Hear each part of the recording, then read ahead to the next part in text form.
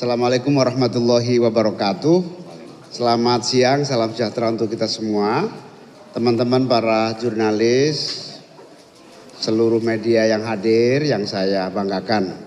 Alhamdulillah hari ini saya ditemani Pak Direktur Utama RSCM bisa mengunjungi rumah sakit RSCM ini, khususnya sebelum saya mengunjungi tempat rawat inap khusus psikiatri, saya mendapatkan penjelasan amat sangat detail dari Bu Dr. Siske.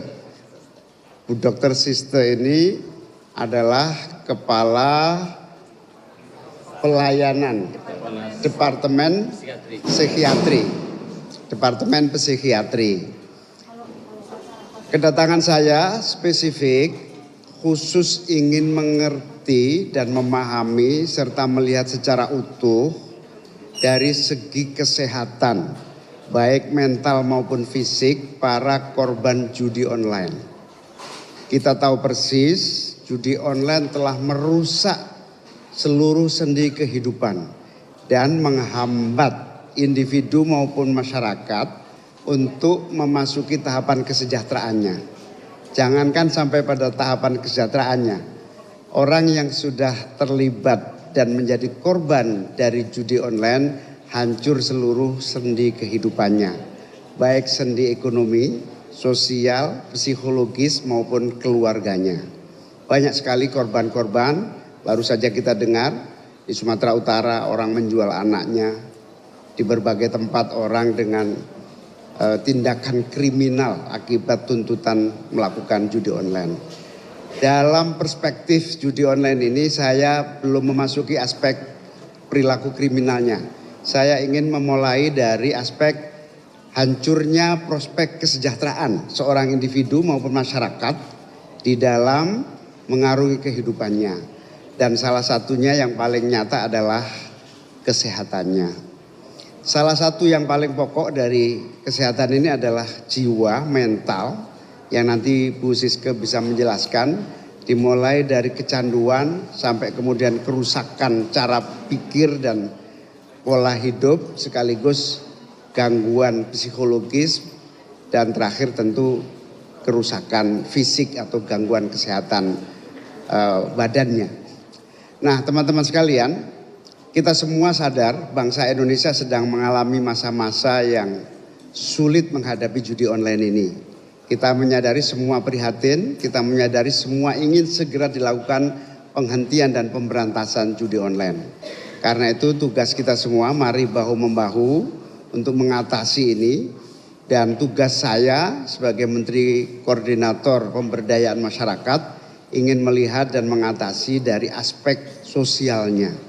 Dan saya sampai pada kesimpulan hari ini judi online masuk pada tahap bencana sosial yang telah melibatkan tidak kurang dari 8,8 juta bangsa Indonesia yang menjadi korban dan pelaku terjerat dalam judi online ini. 80% diantaranya masyarakat ekonomi paling bawah dan menengah. Ini data intelijen yang kami dapatkan dari Kementerian Koordinator Politik Keamanan. Pak Presiden Prabowo menegaskan bahwa semua harus sigap untuk mengatasi judi online ini. Karena apa?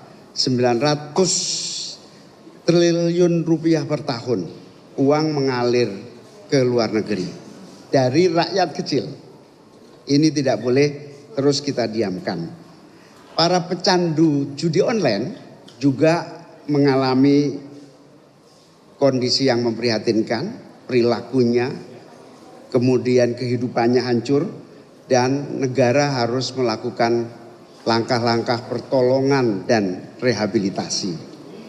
Semua harus terlibat. Saya sebagai Menteri Koordinator akan mengajak semua kementerian yang terkait untuk bahu-membahu mengatasi judi online ini.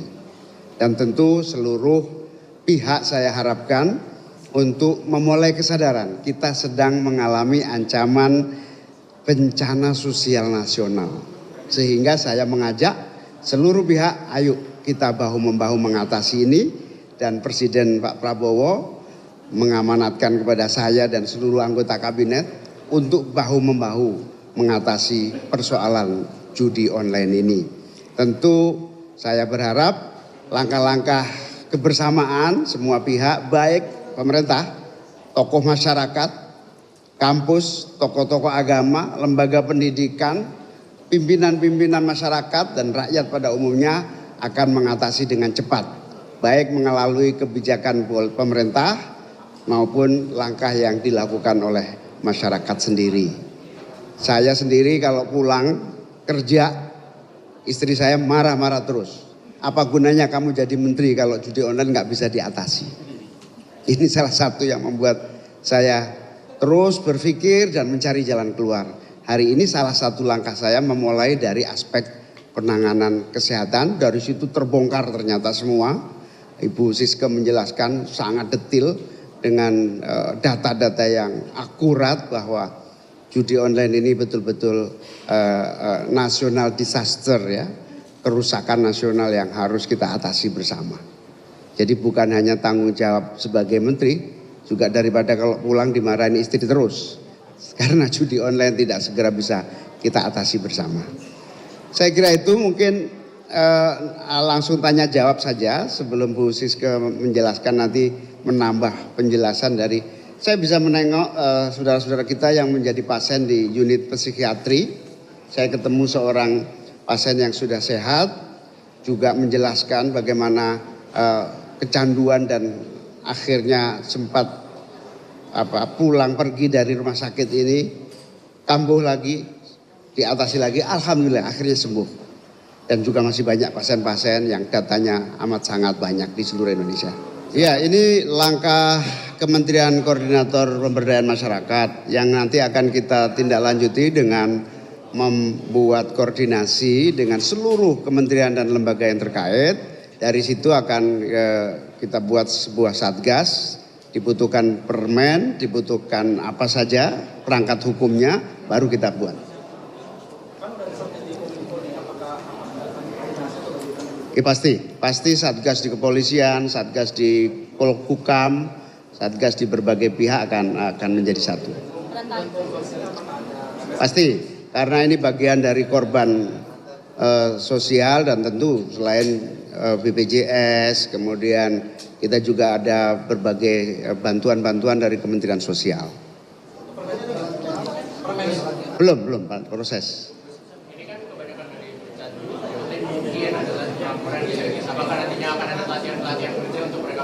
Pasti, akar masalahnya adalah dua. Yang pertama tentu kemiskinan dan pengangguran. Akar yang kedua adalah ya psikologis, ya kecanduan dan berbagai aspek-aspek non ekonomi.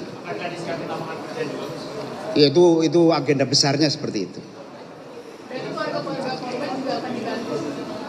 Sampai hari ini kita belum ada program itu. Sampai hari ini akan kita kumpulkan dulu fakta-faktanya, baru nanti akan kita lihat solusinya. Ada target nggak sih Gus untuk penyelesaian ini tuh kapan gitu? Ya secepatnya lebih baik. Tentu kita akan kerja keras, bahu-membahu karena ada 3 aspek kan di dalamnya. Aspek sosial, aspek hukum dan politik, kemudian aspek ekonominya. Ini saya sedang minta beberapa kementerian termasuk kerjasama dengan Kementerian Kesehatan untuk terus mendeteksi di seluruh rumah sakit. Ini baru langkah awal saja di RSCM ini. Dan tentu saya terima kasih, saya mendadak sekali menghubungi Pak Dirut, menghubungi Bu Siska mendadak 2 hari yang lalu. Karena langkah awal ini akan kita teruskan di berbagai daerah. Terima kasih ya semuanya. Terima kasih.